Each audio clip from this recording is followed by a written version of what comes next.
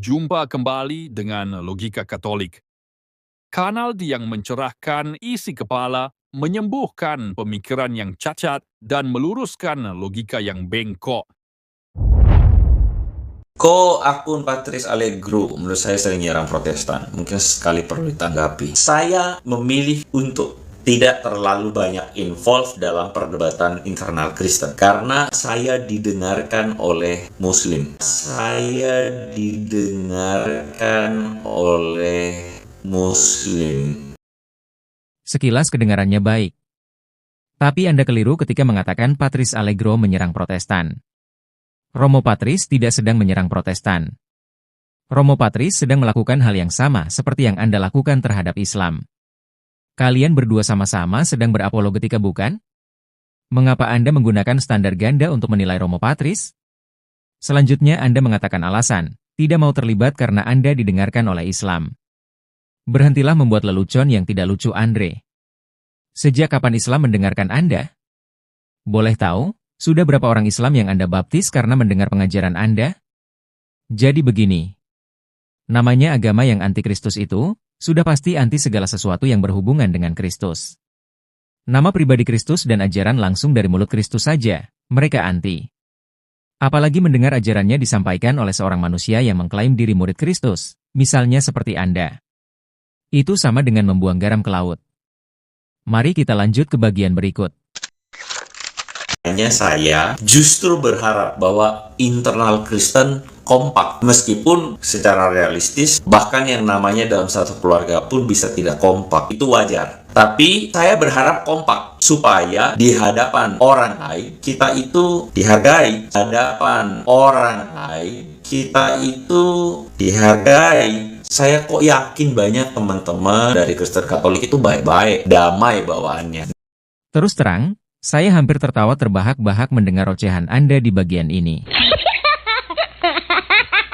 Apa yang Anda harapkan, Andre? Harapan dan kekompakan palsu seperti yang Anda katakan? Jangan terus-menerus membuat lelucon, nanti tetangga sebelah bisa tertawa sampai sakit perut. Mana ada kekompakan sejati bagi semua orang yang mengklaim dirinya Kristen, bila Anda tetap dan terus bersikukuh mempertahankan paham Protestantisme dan berada di luar gereja Kristus. Jangan bermimpi seperti itu, Andre. Seharusnya Anda mulai dari diri Anda sendiri. Tinggalkan dan lepaskan semua ajaran Protestantisme supaya Anda bisa memeluk tubuh Kristus yang asli. Dengan demikian, harapan dan kekompakan yang Anda katakan itu bisa menjadi kenyataan dalam hidup Anda. Jangan dong, mengatakan perbedaan itu wajar, dengan membandingkan dinamika dalam hidup keluarga dengan ajaran iman Kristen. Keduanya sangat berbeda, bro. Dalam keluarga, perbedaan itu wajar dan sangat ditoleransi.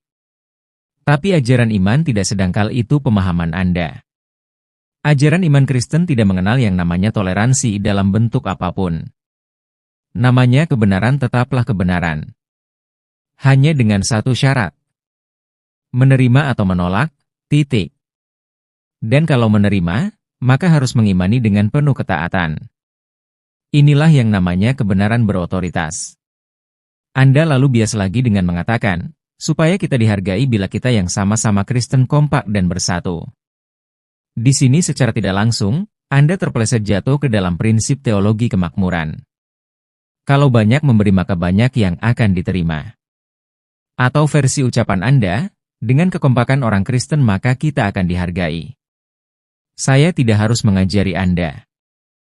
Tapi begini, kekristenan asli tidak pernah mengenal sistem niaga, jual beli, atau balas jasa, seperti yang sedang Anda anut. Cobalah Anda renungkan kembali iman Kristen Anda. Yesus datang dengan merendahkan diri sehabis-habisnya, menghampakan diri sebagai seorang hamba. Lalu menebus dosa manusia dengan cinta yang besar dan agung, dan semua itu gratis. Dan Yesus tak pernah meminta imbalan apapun dari manusia untuk itu. Bukan penghargaan yang Yesus terima, malah sebaliknya, hinaan, ejekan dan hujatan yang Yesus terima. Dan sebagai konsekuensi semua muridnya akan mengikuti jejak Yesus ini.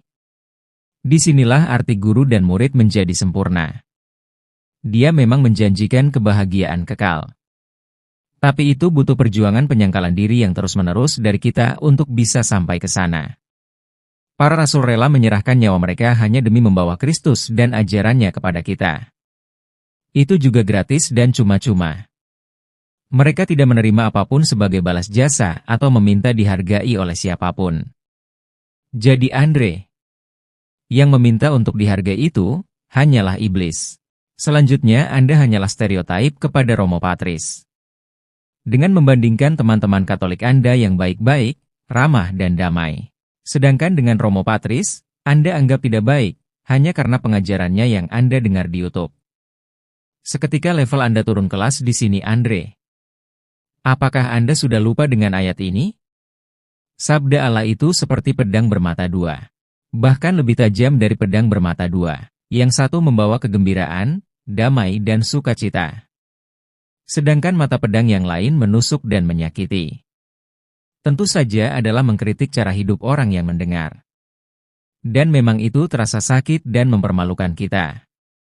Jadi apa yang disampaikan Romo Patris, merupakan bagian dari pewartaan sabda Allah yang tertulis maupun yang lisan, alias tradisi suci gereja, yang tentu saja Anda tidak mengakuinya.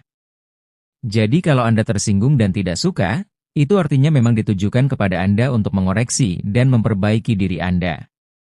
Oke, lanjut bagian terakhir.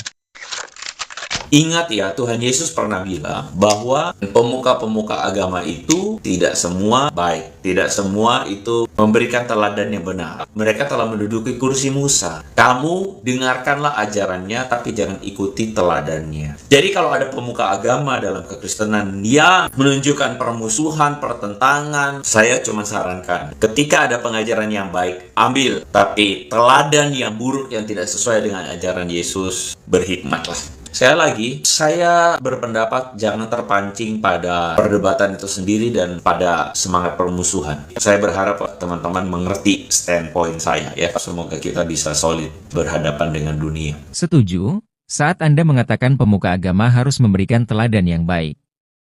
Jadi apakah Anda sudah mempraktekkan contoh yang baik bagi kepada jemaat Anda?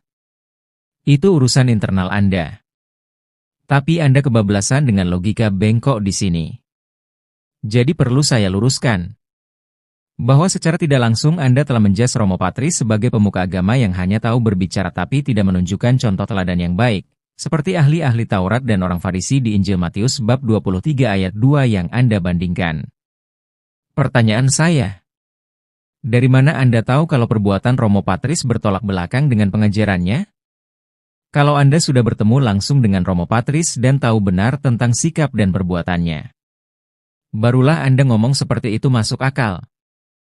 Tapi bertemu saja mungkin belum, dan hanya sebatas menonton videonya. Lalu berasumsi liar seperti itu. Itu malah menandakan Anda kurang terpelajar.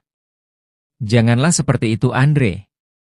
Setidaknya Anda harus punya bukti baru bisa menilai orang lain. Sebagai penutup, isi dari seluruh komentar Anda di dalam video ini, bagi saya adalah sampah. Mengapa?